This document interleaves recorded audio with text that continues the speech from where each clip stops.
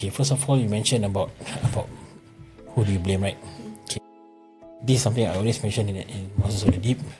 If there's anyone to blame yourself. Which is basically, if you're a business owner, blame yourself that these mistakes are happening. Okay, the reason is because when you blame yourself, then you can try to fix it. If you blame others, you will deflect the problem, and it will never get solved. There was one time she brought the money here. I said, this is a collection, this is the money. Then I calculate, I count the money. I see the amount, and I say, hey, there's $10 less. And then she said, $10 less? Oh my god. Then she ran to her desk, then she come back with $10. They said, never mind, this is my money, I top up for you. My mistake. So that one $10 take she cover lah. This is a lot. You want to know how much? How much? It's 140,000. So now I tell you actually where the problem is. Okay. So what has been happening all these years is that when the staff repair the payments, she has been giving herself salary increments. Wow. Without anybody knowing. Without anyone's knowing. Yes. How much jump? From 4 to 10. That's quite a lot. It's a lot. But there's no letter of agreement, there's no authority from the boss, nothing, no? So based on trust lah. So no SOP, right?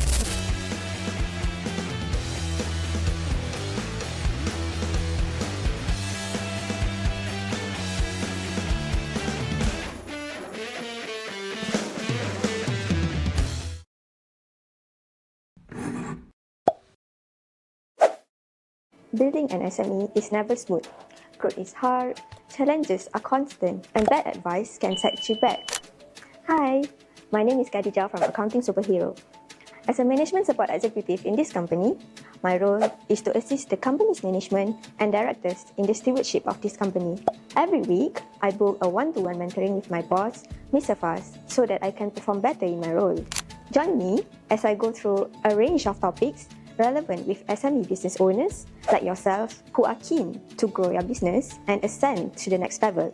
Before I start, I just want to share that whatever is being shared here is based on real advice and experience from a professional chartered accountant for more than 20 years of industry experience. Mr. Faz is a no bullshit kind of person. Are you ready? Let's go!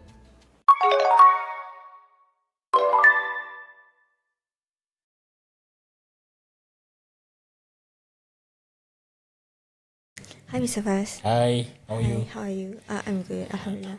Alhamdulillah. How are you? That's good. Okay lah, Alhamdulillah. Okay. Not bad. So we are like moving to another topic now. So let's talk about like something that frustrates business owners, which is mistakes that keep happening again and again. We are talking about like missed deadlines, wrong deliveries, wrong data, upset customers. Like, and after a while, right, like a big questions comes up, which is my staff, or is my training, or is something wrong with our systems? Yeah, so topic is like my staff keep making mistakes. Should I blame them? Should I blame the training, the attitude, or the overall systems? Yeah, so we are going to talk about that. Okay. Okay. That's quite a heavy topic. Yeah. Yeah. Okay. Alright, inshallah. Can. Okay. So like before blaming anyone, let's slow down and diagnose like the root cause of it, like the problem of it first lah. When mistakes keep happening, right, what should business owner like take into consideration or look at before jumping up to conclusions? Yeah. Okay. Okay, again, this is a heavy topic, so maybe I'll take it bit by bit lah. Okay, first of all, you mentioned about who do you blame, right? Okay, this is something I always mention in Masters of the Deep. If there's anyone to blame yourself. Which is basically, if you're a business owner, blame yourself that these mistakes are happening. Okay, so that'll be good, inshallah. The reason is because when you blame yourself, then you can try to fix it. If you blame others, you will deflect the problem, and it will never get solved. So, first and foremost, I would say you need to diagnose the mistake from an angle that you are trying to solve the problem, not find who to blame. Okay, so become like a business doctor lah. Look at your business. Okay, find out what kind of mistakes are happening. Is it a data entry error? Is it a delivery delay? Is it miscommunication with clients? You know, and clients can be internal, clients can be external as well, right? And then how frequent does this happen? Okay, who are involved in this error? Is it one person? Is it everybody on the team, or is it a certain group of people? Okay, and last but not least, identify what is the impact that this mistake has onto the company. Is it just an irritating thing that you're not happy about, you don't like, okay? Or is it really boils down to financial loss, okay, onto the business, right? Look at it from that angle. So be objective, be cool, be calm. Look at it from that angle. Make sure that you can find out exactly what is the mistake, how often it's happening, and what are people involved, and how does it affect the business. From there, you are going to be someone who, instead of looking for blame, you're looking to diagnose. So that would be a better way to start lah. Yeah. So instead of blaming straight away, like business owners should like look out of pattern first, I would say. Yeah. Okay. Okay, now let's start with the system, because honestly many mistakes are system problems, right? Not people problems. So basically what are some of common system issues you see that cause like repeated mistakes? It is a system problem, not a human problem, not a person problem, right? So I think the first approach is to approach it from a system angle. Okay, assume that it's not a person, but it's a system. Okay, so when I mentioned earlier, blame yourself first.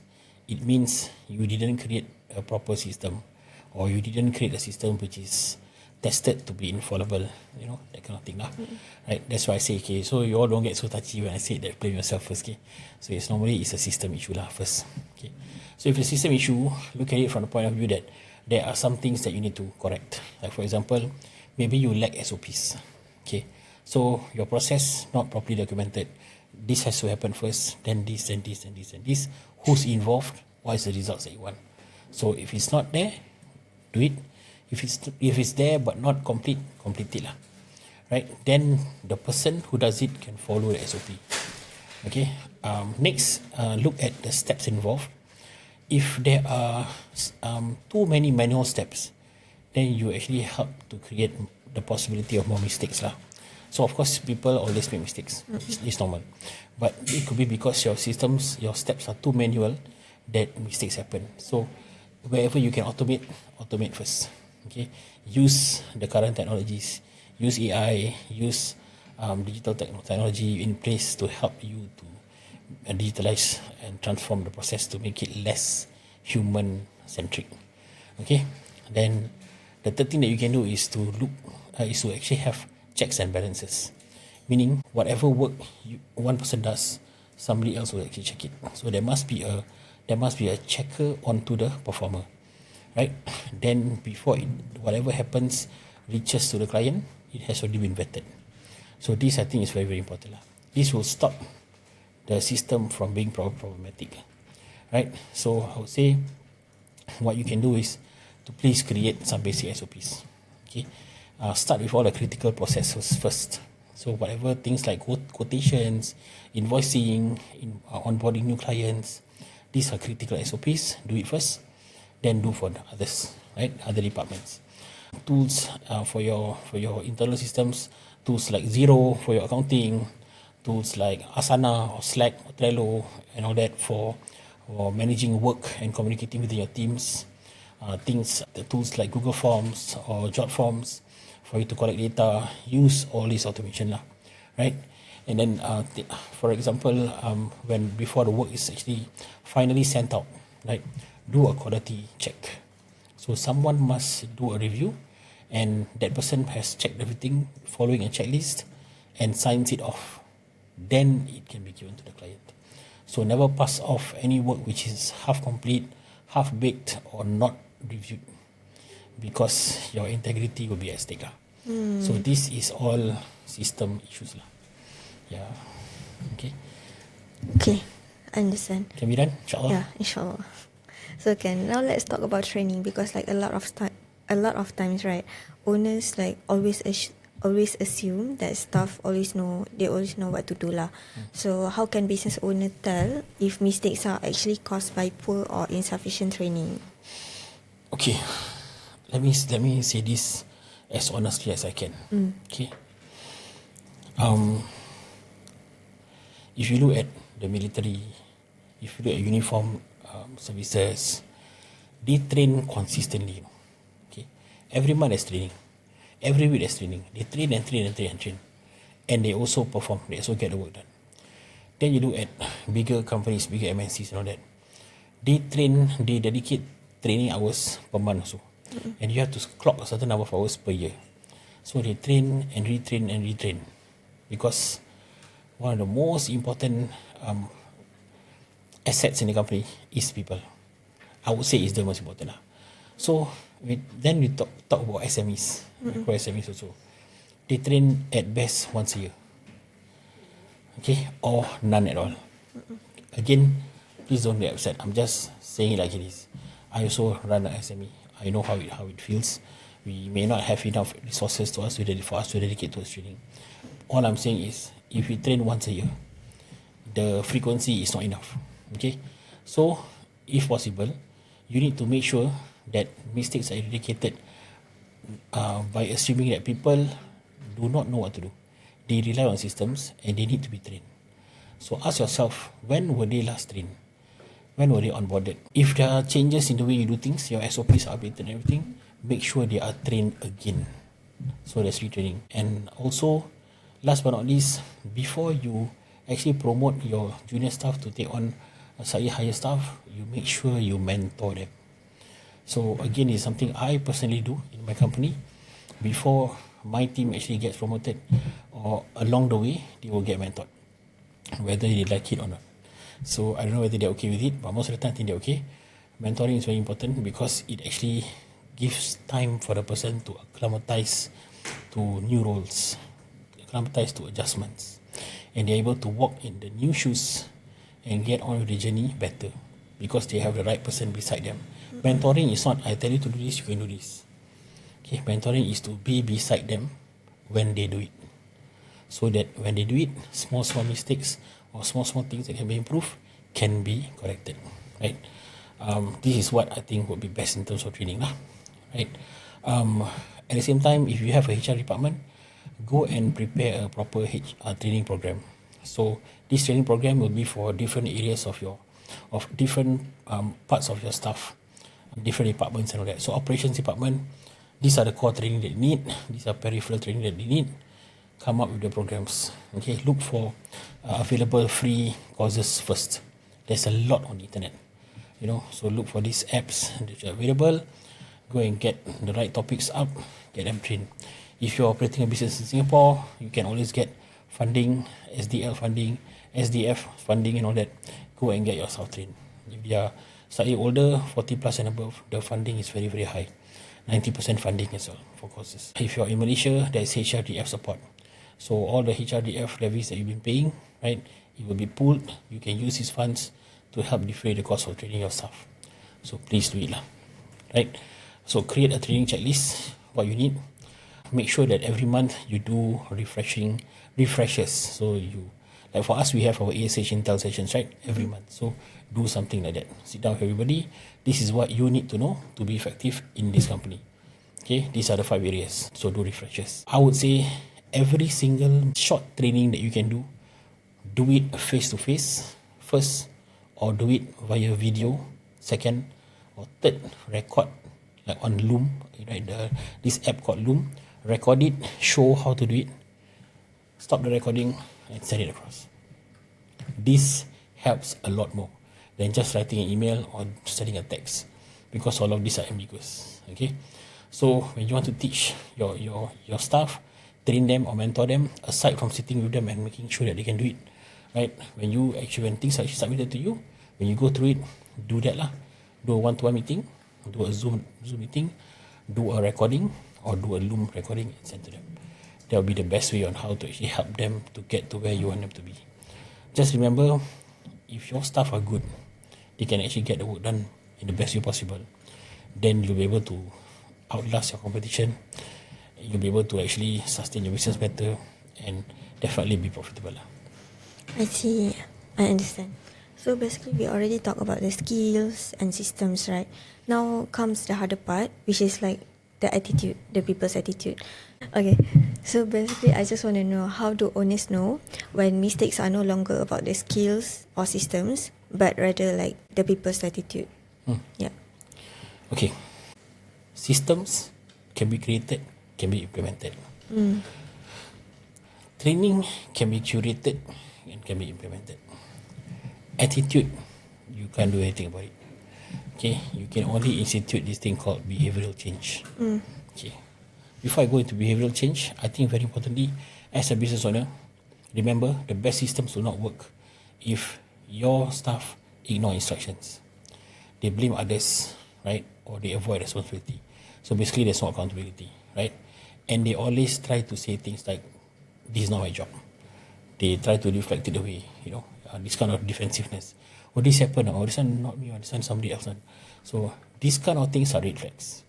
You have to address it immediately. So make sure in your company, especially if you're growing SME, micro SME, okay, the moment you hit a certain amount, say you're 300,000, 500,000 in revenue in Singapore, for example, start preparing things in the background. Okay, make sure your company values, your code of honor, all these are prepared. Okay, make sure you have a way to give feedback early, especially when you're dealing with the younger workforce. You need to give feedback early, not at the end of the year, because it's too late already. Okay, if you have to have difficult conversations, call your staff in, sit down with them privately, and tell them as it is. Do not sugarcoat stuff because there is no need to, but be respectful in your delivery. Have that conversation, right? And if you have done what I said earlier, which is to actually have systems and do training, right? Set expectations at that point in time. So tell them, this is what I want it to be like. This is what excellence in a company will look like to me. So make sure that this is something that they can do as well.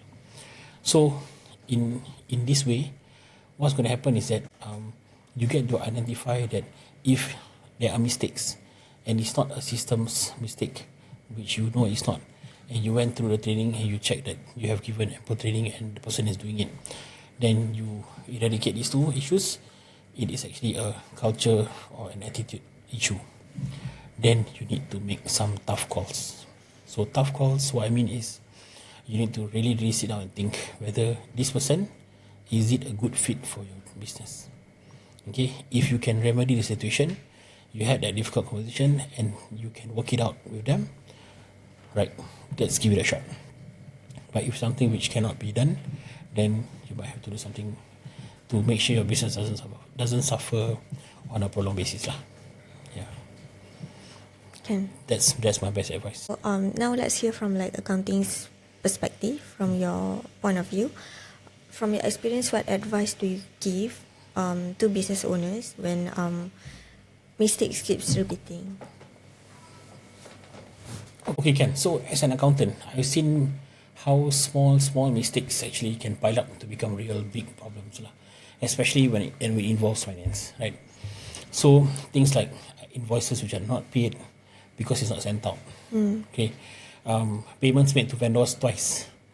Okay, for example, and then the client's deadlines are missed and all that. So which may result in fines and things like that. So these are things which are serious. So my advice to business owners out there would be, number one, don't rush to blame a party. Okay, investigate the pattern, investigate the error, right? Go deep into the cause of it lah. Okay. Number two would be to actually have systems in place. So like I said just now, an SOP. If you're thinking like when I say SOP, that in your mind you're thinking like, wow, this is going to be a 20-page document, step by step, everything. That it maybe is a perfect SOP in a perfect world. If you cannot do that yet because you don't have the time, no problem. Open up your Google Sheets, prepare a simple checklist. To do this task, this is what you need to do. 1, 2, 3, 4, 5, 6. This person needs to do 1, 2, 3. Then this person checks and we're done. Google Sheets, guys. Settled. Prepare the checklist. Okay? But to do this, you need to invest some time. And who needs to do it? You need to do it. Because you're the business owner. When you are the business owner, you know what's supposed to happen. So do that SOP first. Okay? When it comes down to any system, it must be written down. So it must reduce to a document, whether is it online or is it physical. So don't just say, okay, Khadijah, go and do this, 1, 2, 3, and then you say and you want to do it. Later, I forget. I say 5 things, later I say 6 things. Then I say, Khadijah, I never remember the 6th one. Then you also be upset, I'll still be upset. Correct or not? it can happen because we are all human beings. Okay, and we are also all getting old. So make sure it's documented, written down, then you can follow, I can follow, we are happy. Okay. Another thing is to audit the process. So if we follow a certain SOP, make sure someone checks it as well to make sure that there is no resultant mistake. Because sometimes even with the SOP, there could be some gaps lah. So we reduce it as well. And I would say last but not least, I know you are the business owner, but to run a successful business, your staff need to become owners as well in the business. Means they need to have a culture of ownership. They need to own the good things they do. They need to own the mistakes. They need to own and be held accountable on the quality they actually put out. So in this way, they will feel safe. Even when there's an error, they know the error is because of what. When they do something good, they also feel happy because this is how they contributed to the business, right? So quality improves always. So that would be my advice lah. In terms of what I see in the past, even for our company as well, this is what we do. Okay. Thank you for sharing from your point of view. I believe all the listeners that are listening will find this beneficial. So before we go, do you have like any horror stories that you can share with us? Okay, I don't know why you and Humaira always ask me for horror stories. Okay, Ken, I've got one horror story for you. Okay, so this is what happened to a client. It happened a couple of years back, right? For this client, at that point in time, all of the payments which we made in his company were actually being approved by himself lah, as a business owner. Okay, and the payments which were raised in the system, like for example inside OCBC or inside the banking system, right, which will be done by his staff lah. Okay, but of course there's no written SOP, there's nothing lah. So whatever the staff prepares, he will log in, look at it, okay, then he'll just click pay lah. So he has been doing it for many years like that actually. Many years like that. Actually maybe 2-3 years like that lah. Until one fine day, okay, every year we will do his accounts, right? On an annual basis lah. So when we submit everything, then he will ask, how come this is a bit high? How come salary is high? So he doesn't go very deep into it lah. So now I tell you actually where the problem is, okay?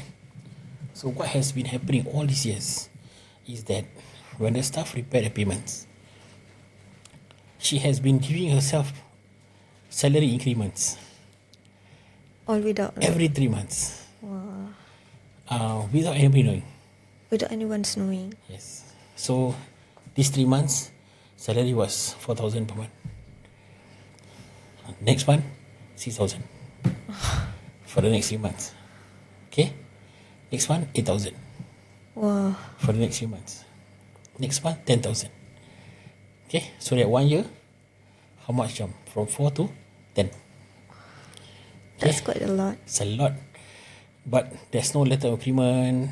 There's no authority from the boss. Nothing, no? Okay. So based on trust lah. So no SOP, right? So when the boss release the payment, they just see the amount and you don't see every payment, right? Okay. So we look at it, okay lah. And the amount being paid maybe includes other reimbursements lah. Maybe the staff also have to pay for, the what do you call this, pantry expenses, claims and everything. So you see the amount very big, but okay lah, basis normal lah. Pay lah. So even when we prepare accounts, we put everything in. Say, yeah, this is quite high, but then busy what? No time to check what? Okay lah, can. But on our perspective, when we look at actually what is submitted to income tax, to CPF board and everything, it tallies lah. It's fine, but the boss doesn't know. If you are a business owner seeking professional guidance from Mr. Faz, feel free to reach out by scanning the QR code attached here or using the contact details provided in the caption below. So this is what How happened. did they get to know eventually? So actually we noticed a pattern.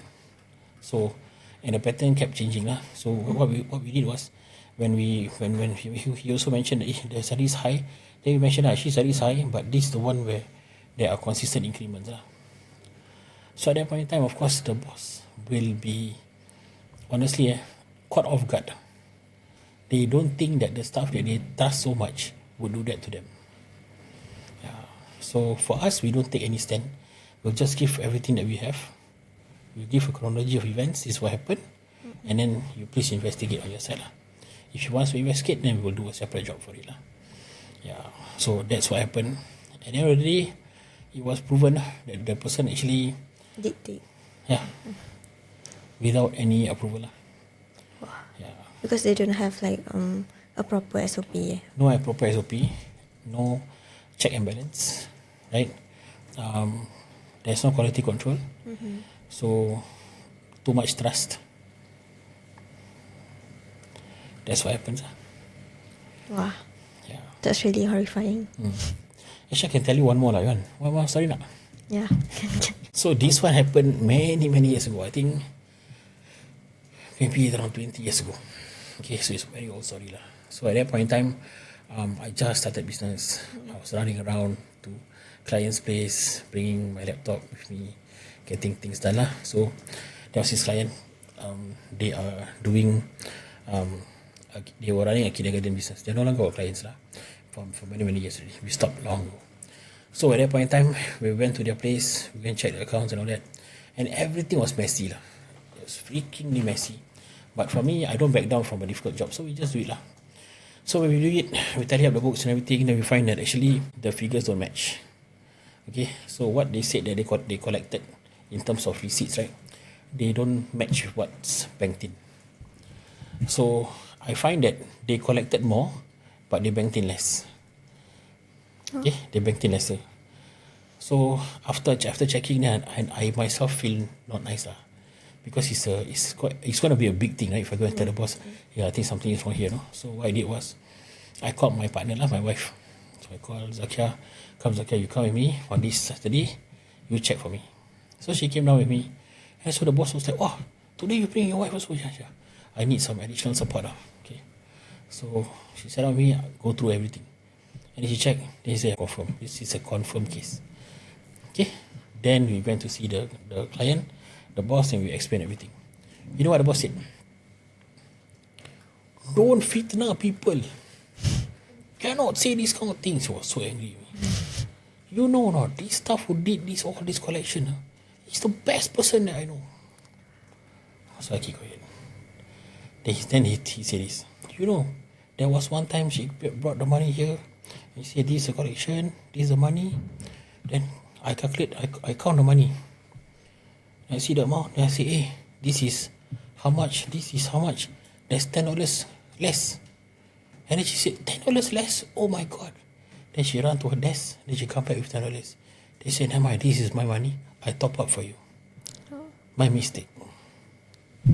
So I said, wow, very good. So that one $10 mistake she cover lah. This is a lot. You want to know how much? How much? It's 140,000. That's a lot. It's a lot. Over 7 months. Okay? So, again, it cannot be. Then he called the partner. The partner also came. And he told the partner, this Muhammad said this. The partner so angry. He said, cannot lie like this. It's very big thing that you're saying. I said, no, I never say anything. I just say, this is what I find out. Okay? Up to you what you want to do lah. If you're happy with it, then okay, no problem lah. I said, okay. Then after they sat down, they cool down.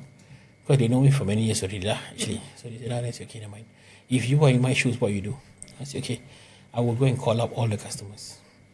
Okay, who they supposedly pay, and then the receipt was cancelled. Because there's a trail lah, I can tell. Call them and check with them. Did you pay or not? So the next day, they started calling lah. So I also said lah, this person, tell them take 3 days off, don't come to work. Okay, give unpaid leave. Just take 3 days, don't come to work. These 3 days, go and check. So that's what he did. 3 persons came.